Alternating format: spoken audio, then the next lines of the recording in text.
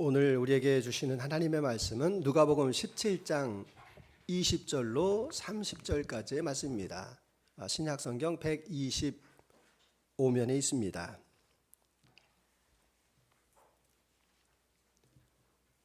누가복음 17장 20절로 30절까지의 말씀, 찾으신 줄 알고 받들어 읽을 때 마지막 절을 같이 합독하겠습니다. 바리새인들이 하나님의 나라가 어느 때에 임하니까 묻거늘 예수께서 대답하여 이르시되 하나님의 나라는 볼 수 있게 임하는 것이 아니요 또 여기 있다 저기 있다고도 못하리니 하나님 나라는 너희 안에 있느니라. 또 제자들에게 이르시되 때가 이르느니 너희가 인자의 날 하루를 보고자 하되 보지 못하리라. 사람이 너희에게 말하되 보라 저기 있다 보라 여기 있다 하리라. 그러나 너희는 가지도 말고 따르지도 말라. 번개가 하늘 아래 이쪽에서 번쩍이어 하늘 아래 저쪽까지 비침같이 인자도 자기 날에 그러하리라. 그러나 그가 먼저 많은 고난을 받으며 이 세대에게 버림받아야 할지니라. 노아의 때에 된 것 같이 인자의 때에도 그러하리라. 노아가 방주에 들어가던 날까지 사람들이 먹고 마시고 장가들고 시집가더니 홍수가 나서 그들을 다 멸망시켰으며 또 롯의 때와 같으리니 사람들이 먹고 마시고 사고 팔고 심고 집을 짓더니 롯이 소돔에서 나가는 날에 하늘로부터 불과 유황이 비오듯 하여 그들을 멸망시켰느니라. 인자가 나타나는 날에도 이러하리라. 아멘.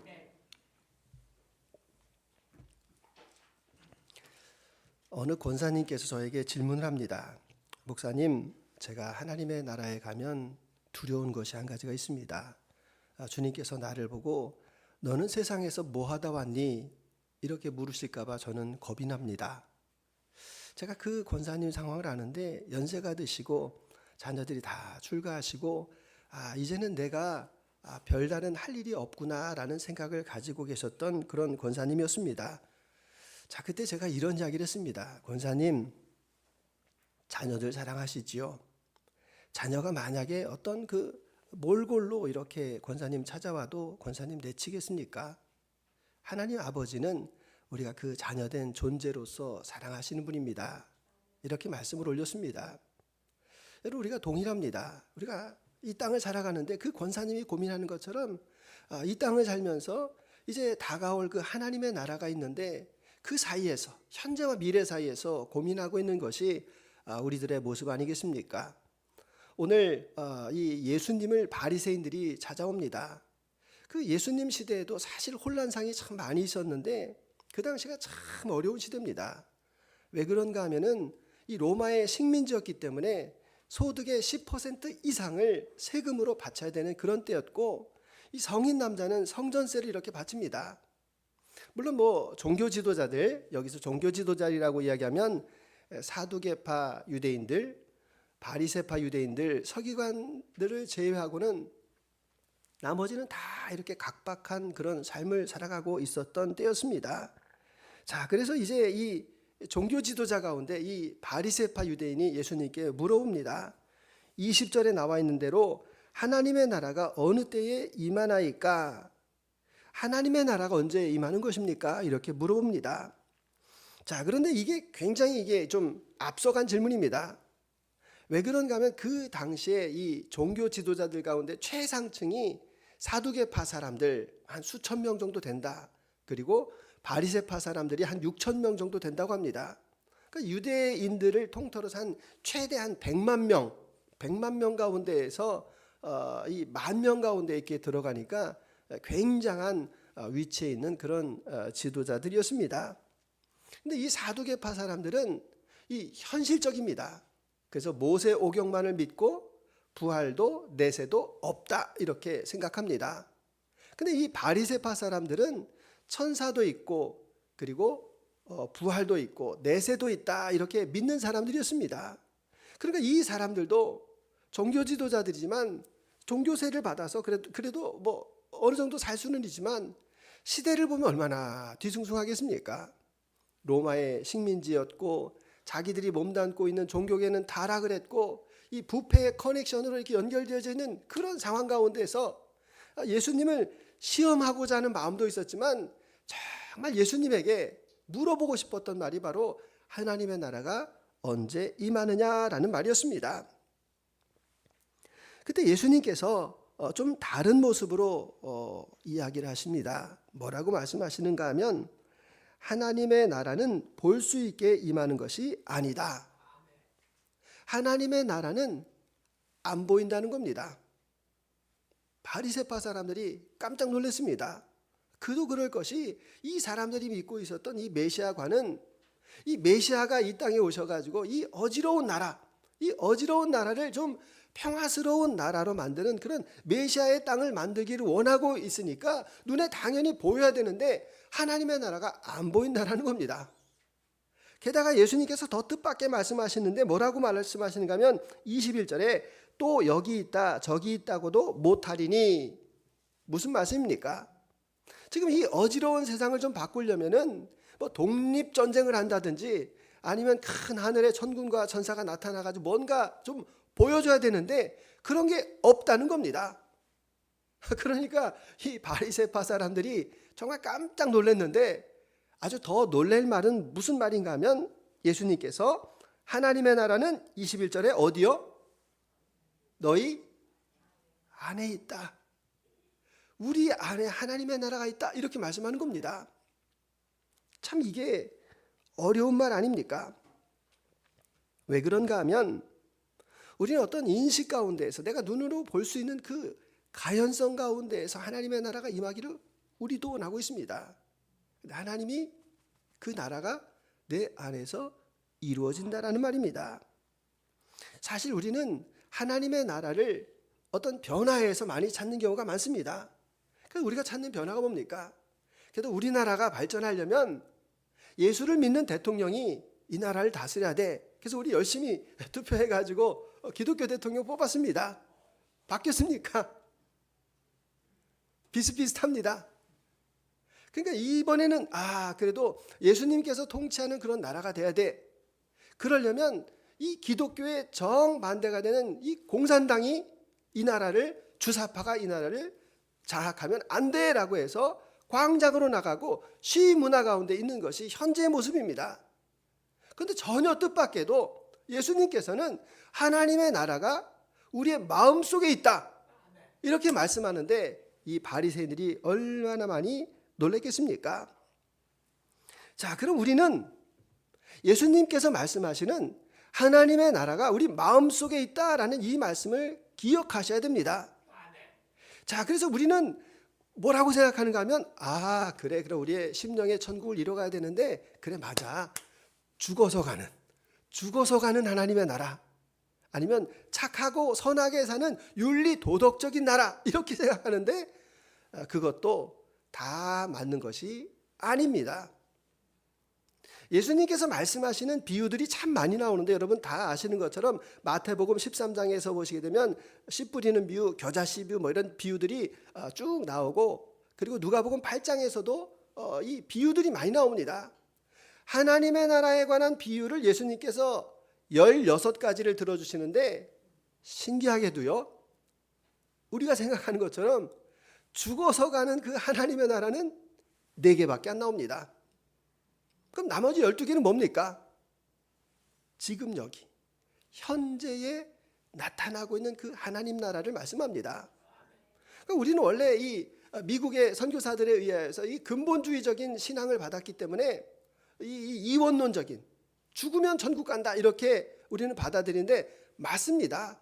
그러나 죽어서 가는 천국도 중요하지만 예수님께서 말씀하시는 것은 지금 이 땅에 역사 가운데서 임하고 계시는 그 하나님의 나라를 말씀하는 겁니다. 자, 그러면은 이 땅에서 이루어진 하나님의 나라가 어떤 나라인가? 여러분 잘 생각해 보시게 되면 내가 예수님을 믿습니다. 그럼 나는 나의 그 과거적인 모든 죄를 회개하고 이제부터 예수님께서 통치하시는 그 법 아래에 살겠습니다. 이게 믿음입니다. 거듭난 겁니다. 거듭난 사람에게 어떤 특징이 있습니까? 그 마음 가운데에서 제가 일부러 그림 하나를 그렸습니다. 여러분 이게 그냥 제가 그린 겁니다. 놀랍죠? 제가 AI한테 물었습니다. 야, AI야, 이렇게 이 폭풍 가운데, 환란 가운데에서도 평안하게 할 수 있는 그림 하나 그려줘. 이러니까 이 AI가 이렇게 만든 겁니다. 오늘 제목이 태연자약입니다. 태연자약.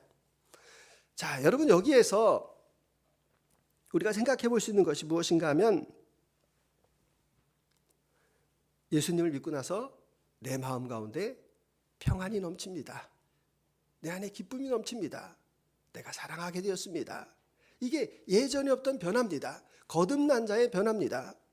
근데 거기에서 끝나는 것이 아니라 이 사람이 가는 그곳에는 반드시 공동체적인 역사가 나타나는 겁니다.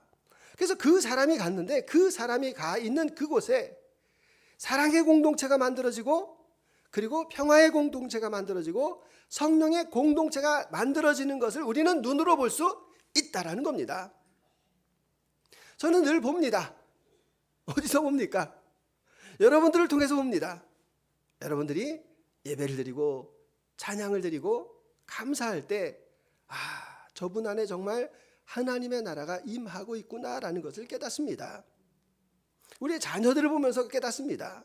아직은 더디지만, 아직은 부족하지만 그래도 믿음 안에서 자라나고 있는 우리의 자녀를 볼 때, 내가 내 남편을, 내 아내를 더 잘 섬기겠습니다라고 결단하시는 그 모습 가운데 하나님의 나라를 봅니다. 하나님의 나라를 통해서 내가 직장에서 상사가 늘 불만이었고 내가 그 상사가 싫었는데 그 상사를 내가 이해하기 시작했습니다. 직장에서도 내가 이 직장을 위해서 더 열심히 일하기로 내가 마음을 먹었습니다라고 하는 그 사람을 통해서 그 직장과 그 가정과 그의 일터가 변화되어지는 그곳에 하나님의 나라가 임하게 됨을 우리에게 말씀하고 있습니다.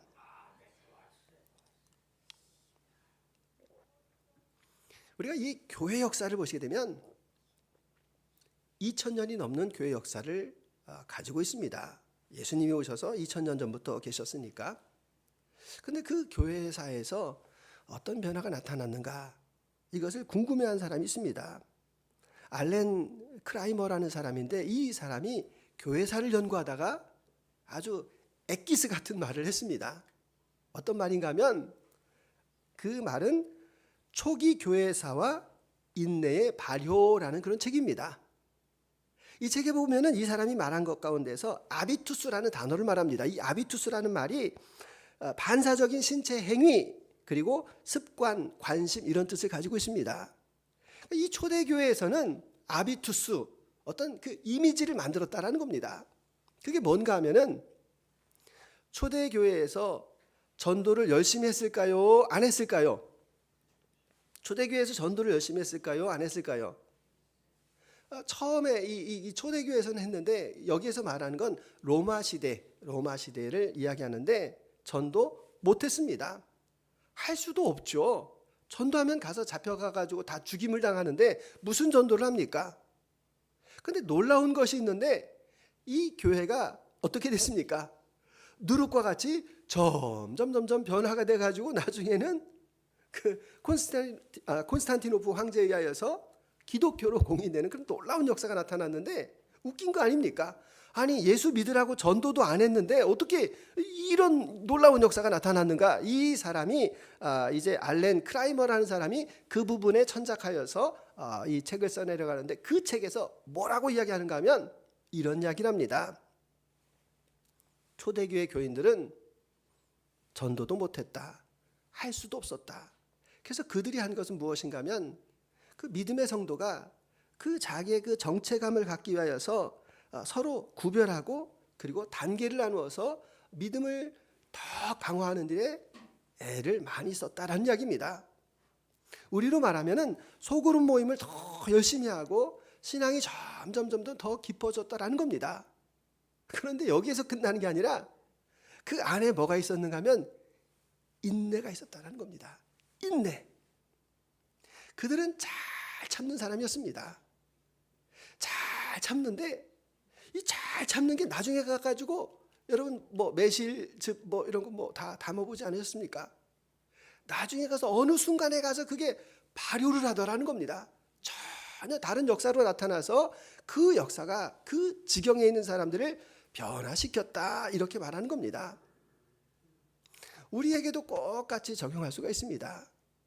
여러분, 기독교인의 가장 큰 적이 뭔가 하면은 조급함입니다. 조급함.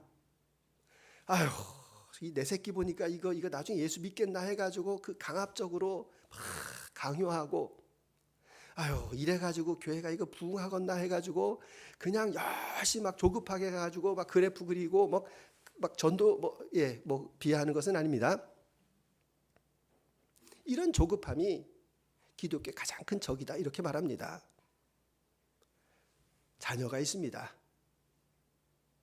마음에 안 듭니다.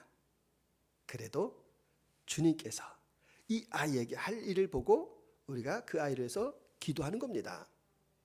저하고 가깝게 지내는 그 목사님 아들이 있습니다. 예전에 좀 사고도 치고 그랬는데 참 신앙생활 성실하게 잘합니다. 아버지에게 이런 이야기를 합니다. 아버지께서 나에게 신앙을 막 강요하고 그랬으면 나는 튕겨져 나갔을 텐데 아버지가 나를 믿고 잘 기다려줘서 늘 감사합니다. 이게 바로 우리에게 보여주는 그런 인내이다라는 것을 우리에게 말씀하고 있습니다. 그래서 오늘 이 말씀 가운데서 25절을 한번 보시기 바랍니다. 25절의 말씀에 그러나 그가 먼저 많은 고난을 받으며 이 세대에게 버림받아야 할지니라. 자, 이 고난 속에서 인내하고 버림을 받는 가운데서도 주님을 바라보는 그 마음이 있을 때 그 마음 안에 하나님의 나라가 임하게 된다라는 것을 말씀하고 계십니다. 여러분, 오늘 우리가 이 시대를 조급증의 시대라고 말할 수 있습니다. 그것은 하나님의 때가 아니라 크로노스, 인간의 때를 우리가 구하기 때문에 그렇습니다. 우리는 크로노스, 인간의 때가 아니라 하나님께서 가져다 주시는 그 카이오스의 그 때를 우리는 기다린 사람입니다. 성경을 보시더라도 우리가 통전적으로 보는 것이 중요합니다.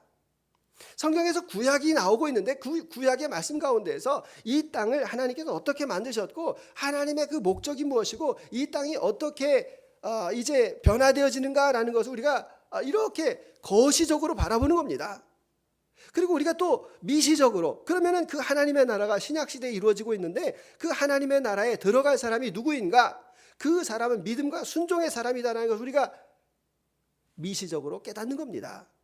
그런데 그런 거 다 떼버리고 그냥 신약에 나오는 그 요한복음만 붙들고 요한계시록만 붙들고 그것을 가지고 2단이니 3단이니 여러분 통전적으로 보셔야 된다라는 겁니다.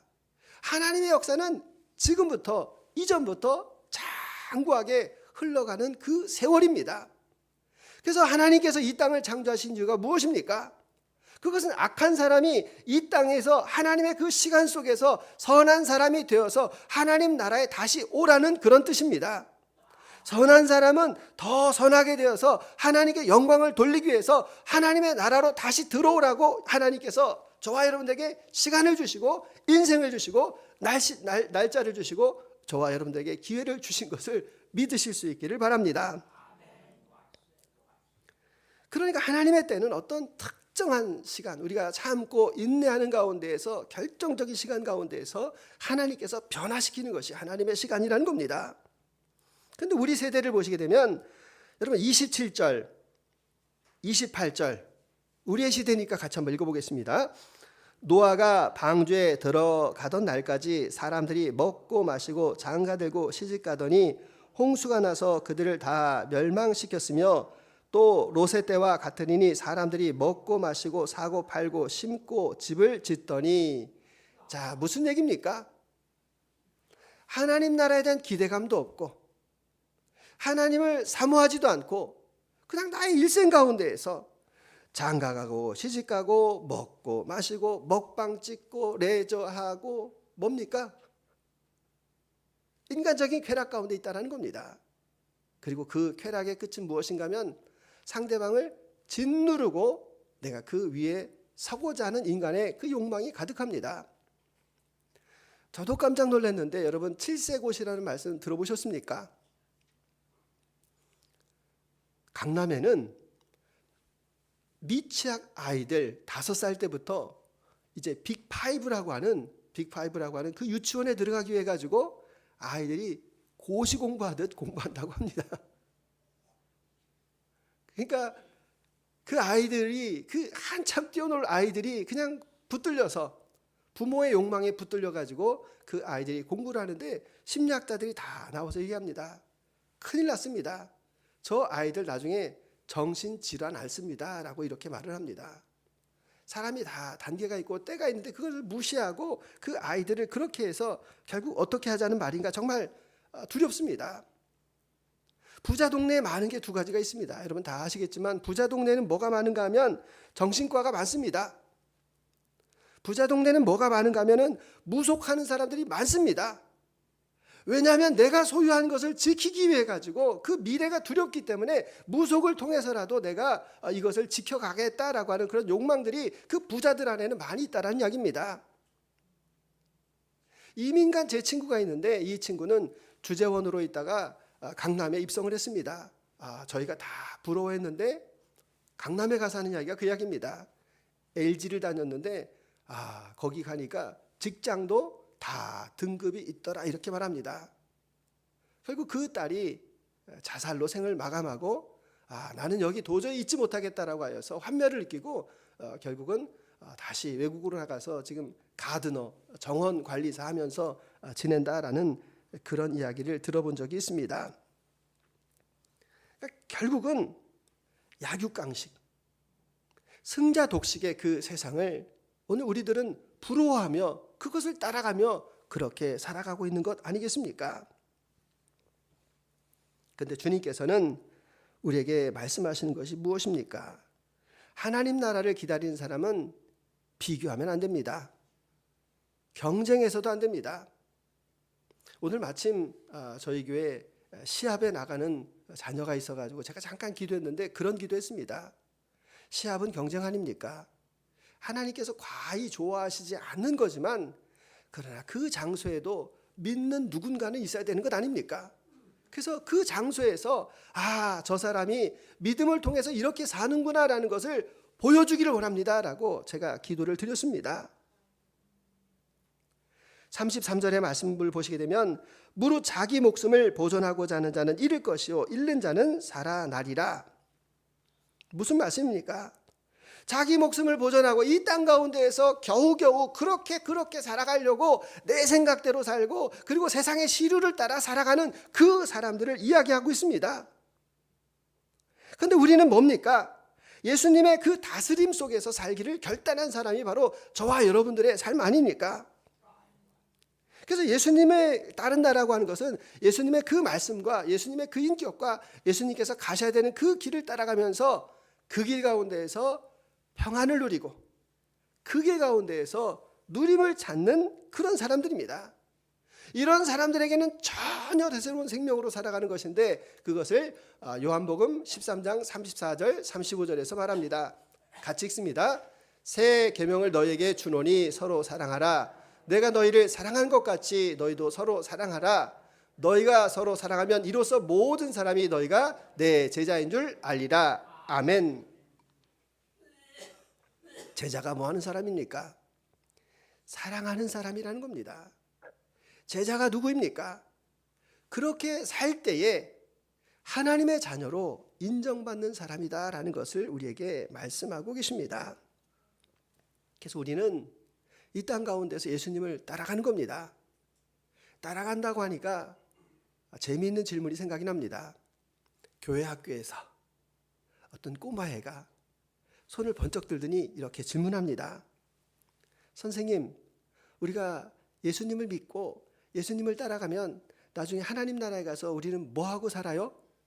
우리 엄마가 모르는 사람 따라가지 말랬어요. 초등학교 아이가 예수님 따라가면 우리 천국 가서 뭐 해요?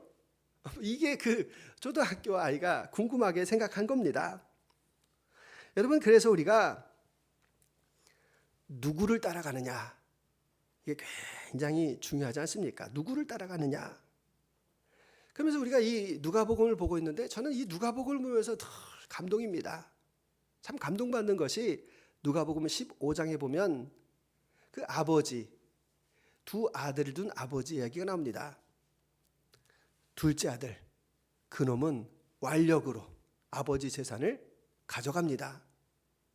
아버지 유산을 나눠 주세요 해가지고 돌아온 당자로 돌아오고, 그 다음에 이 집에 있는 당자는 어떻게 말합니까? 아버지, 나는 이제까지 아버지 한 번이라도 내가 아버지 거역한 적이 있습니까? 하면서 막 따지지 않습니까? 어떻게 그 둘째 아들 저놈 돌아왔는데 저놈한테 송아지 잡아주고 이럴 수가 있습니까? 막 따지는 그 첫째 아들 나옵니다. 그 첫째 아들은 뭡니까? 나는 노력했으니까 아버지 재산 줘야 되는 건 아닙니까? 그러니까 이 두 아들놈은 아버지 생각하고 전혀 관계가 없다는 겁니다. 작은 놈도 아버지 재산이 탐나는 거고, 큰 놈은 노력해가지고 아버지 재산이 탐나는 거고. 그러니까 여러분, 우리가 여기에서 달라스 윌라스라는 사람이 이렇게 이야기합니다. 하나님 사랑하는 것의 가장 최대의 적은 하나님을 위한 섬김이다.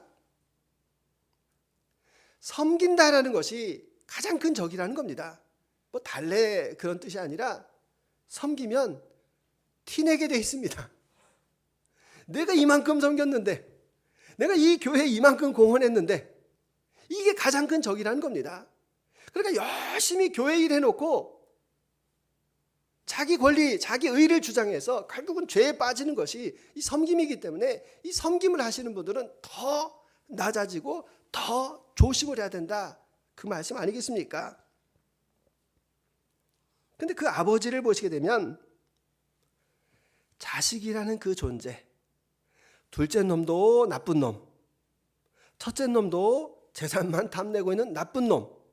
그런데 그 아들이라는 그 존재를 통해서 그 관계가 자기 재산보다도, 그리고 자기의 그 모든 소유보다도 더 중요한 것이 그 아버지였습니다.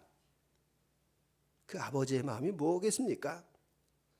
실수해도 괜찮아, 욕심부려도 괜찮아, 내가 너를 사랑하잖아. 그 사랑이면 그 아들의 실수도 다 덮을 수가 있는 겁니다. 그 사랑이면 그 아들의 욕심까지도 다 덮을 수 있는 것이 바로 그 아버지의 사랑이었다라는 것을 여기에서 우리에게 말씀해 주고 있습니다. 그럼 이 말을 들으면 우리는 이런 생각이 듭니다. 아유, 주님 믿으면 그냥 바보로 사는 거죠. 바보로 살라는 거죠. 우리가 이렇게 생각할 수가 있습니다. 다 용서하고 다 양보하고, 그럼 뭐 줏대도 없이 뭐 바보로 사는 건가? 우리는 이렇게 생각할 수가 있습니다. 그런데 이 참 감사하게 이 누가복음의 말씀을 보면서 제가 정말 은혜 받은 게 뭐냐면은, 우리가 17장 읽었지 않았습니까? 바로 이 말씀을 하는 앞에 17장 10절 같이 한번 읽어보겠습니다. 이와 같이 너희도 명령받은 것을 다 행한 후에 이르기를 우리는 무익한 종이라 우리가 하여야 할 일을 한 것뿐이라 할지니라. 아멘.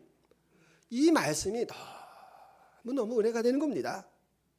왜 은혜가 되는가 하면 여기 종이 있습니다. 종이 밭에서 열심히 아주 흔한 말로 쎄 빠진다라고 할까요? 열심히 일을 하고 왔는데 주인이 수고했다는 말도 안 하고 저녁 차려야지 이렇게 말한 겁니다. 그래서 엄청 피곤한데 땀이 범벅이 됐는데 저녁을 막 차렸습니다. 그리고 이제 물도 떠다주고 발도 씻겨주고 옆에서 이렇게 수족을 다 들고 주인은 실컷 잘 먹었습니다. 근데 주인이 고맙다는 말도 안 합니다. 그러니까 그 말입니다. 이와 같이 너희도 명령받은 것을 다 행한 후에 이르기를 우리는 무익한 종이라 우리가 하여야 할 일을 한 것뿐이라. 무슨 말입니까? 저와 여러분들의 출발이 어디입니까? 저와 여러분의 출발은 먼지, 진토라는 겁니다. 아무것도 아닌 존재, 하나님께서 저와 여러분들을 만드셨을 때 흙에서 만든 것도 아니고 그것보다도 더 고운 그 먼지, 훅 불면 날아가는 그 먼지 위에 하나님의 형상을 부어주셔서 우리가 하나님의 백성이 되고 하나님의 자녀가 되었습니다. 죄로 인해서 죽을 수밖에 없었는데 그 예수 그리스도의 그 생명을 통하여서 저와 여러분이 구원을 받은 그 자리가 바로 우리의 출발점이고 우리의 시작이라는 겁니다. 그러니까 우리가 결혼을 하더라도 아파트도 있어야 되고 혼수도 장만하고 자동차도 있어야 되고 그런 출발이 아니라는 겁니다. 우리의 출발은 아무것도 아닌데 주님께서 나를 인정해 주시는 그 자리, 주님께서 한없이 은혜를 베풀어 주셔서 그 죄인을 용서해서 아니 죽을 수밖에 없고 원수될 수밖에 없고 영원한 영벌에 처할 수밖에 없는 나와 여러분들을 주님께서 구원하시는 그 자리에서 시작한 무익한 종이라는 것을 여기에서 우리에게 말씀하고 계시다는 겁니다.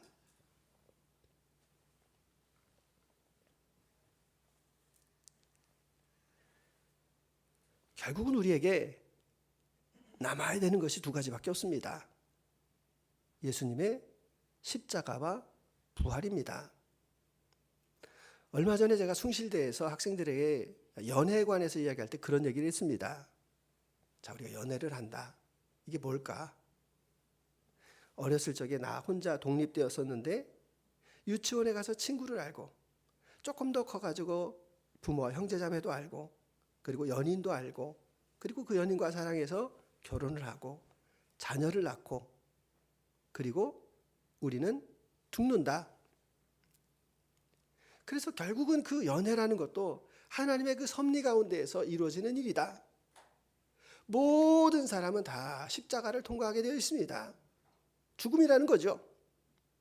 그 죽음 앞에 우리의 마지막이 무엇이 되겠습니까? 그것은 부활입니다. 예수님을 닮은 그 부활의 역사로 나타나는 것이 저와 여러분의 믿음 아니겠습니까? 그래서 그 부활을 통해서 하나님께서 우리에게 새로운 삶을 허락해 주십니다. 그래서 우리는 이 부활을 기다리고 있지만 이미 우리가 구원을 받았습니다. 그러나 우리는 아직도 그 구원을 완성해 가며 살아가는 겁니다. 자, 이미 구원을 받았다라고 하는 것을 골로새서 1장 13절에서 말씀합니다. 같이 읽습니다.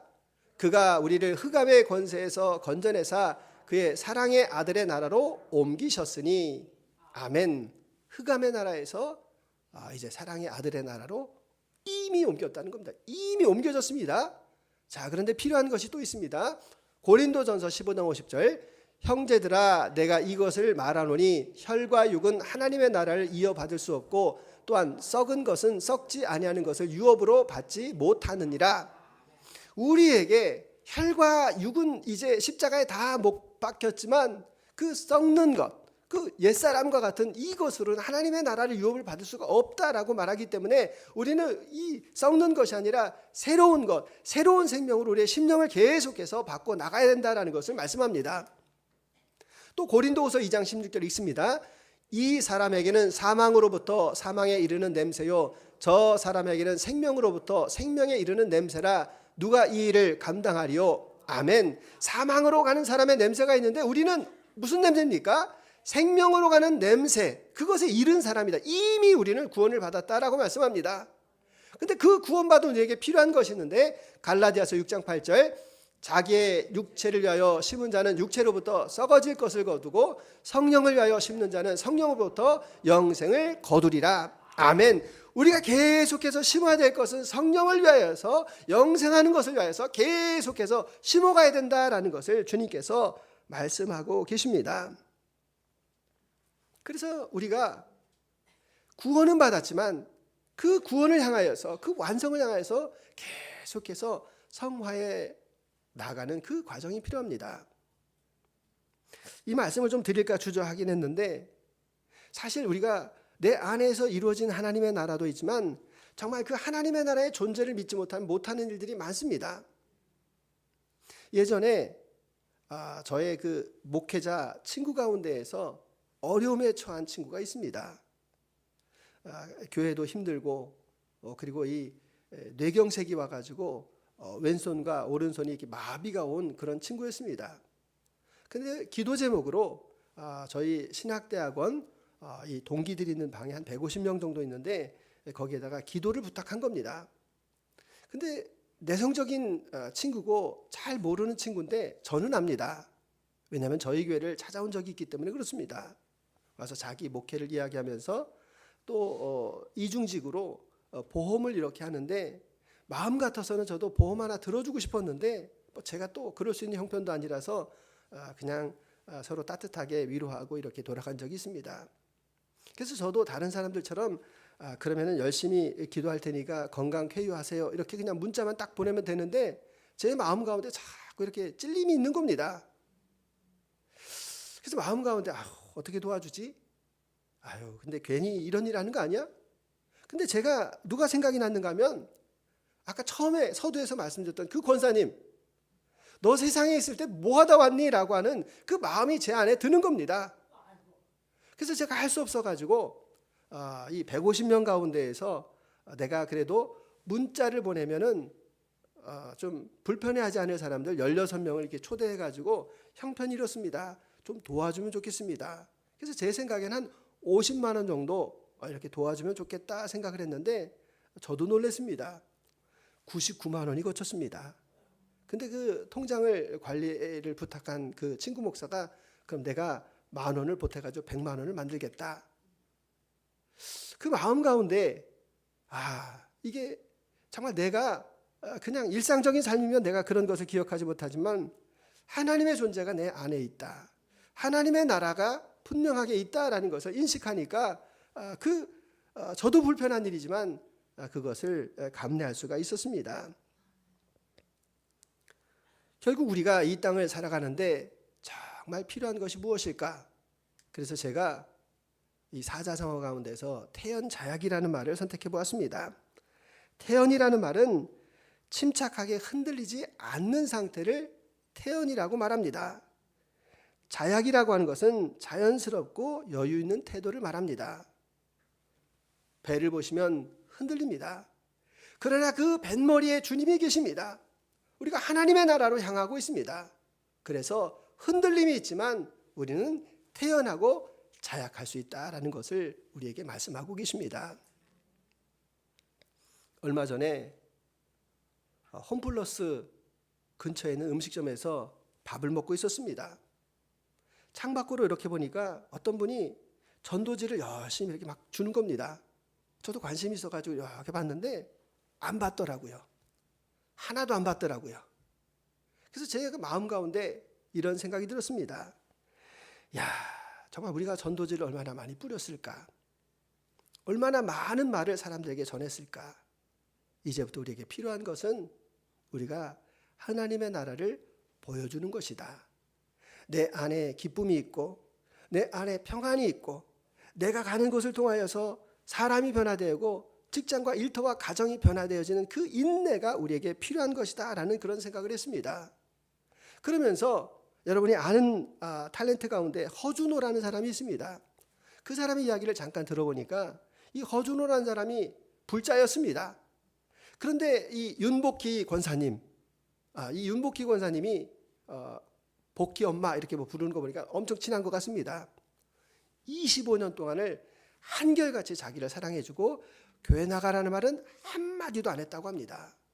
그런데 그 모습에 감동이 돼가지고 자기가 이렇게 신앙인이 되었다라는 그런 고백의 말을 하고 있는 것을 보았습니다.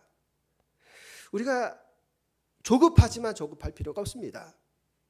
그 사람은 하나님이 택한 자이기 때문에 하나님께서 책임을 져주시는 겁니다. 내 자녀도 마찬가지입니다. 다만 내가 할 수 있는 것은 그 자녀를 위하여서 그 사람을 위하여서 하나님의 나라를 보여주는 것 아니겠습니까? 인내가 필요합니다. 조바심을 다 접어두시고 나를 통하여서 하나님의 그 제자됨이 나타나기를 원합니다. 그리고 이 땅의 그 창조의 원리는 예수 그리스도께서 오셔서 이 땅에 다시 재림하셔서 이 땅에 참 평안을 가져다 주실 때 하나님의 나라가 완벽하게 이루어지는 것입니다. 그래서 나의 개인적인 종말을 위해서 하나님의 나라를 내 마음에 품고 살아가겠습니다. 아멘. 주 예수여 오시옵소서. 이 환난과 고통과 어려움이 이 가득한 세상 가운데에서 예수님께서 다시 오셔서 이 땅 가운데서 참 평안을 이루시는 그런 하나님의 나라가 우리 안에 펼쳐지기를 원합니다. 고백하며 믿음으로 나가시는 저와 여러분들이 다 되시기를 주님의 이름으로 축원합니다. 주님 감사합니다. 분명히 흔들리고 있습니다. 어지럽습니다. 멀미도 나옵니다. 그러나 내 마음은 태연자약합니다. 침착해서 흔들리지 않고 있습니다. 자연스럽고 여유롭습니다. 내 안에 주님이 거하시기 때문에 그렇습니다. 내 안에 주님이 살아 역사하시기 때문에 그렇습니다. 그 하나님의 나라를 누리게 하시고 그 하나님의 나라를 증거하며 살아갈 수 있는 우리가 다 되도록 주님 함께하여 주옵소서. 감사드리며 예수 그리스도의 이름으로 기도드립니다.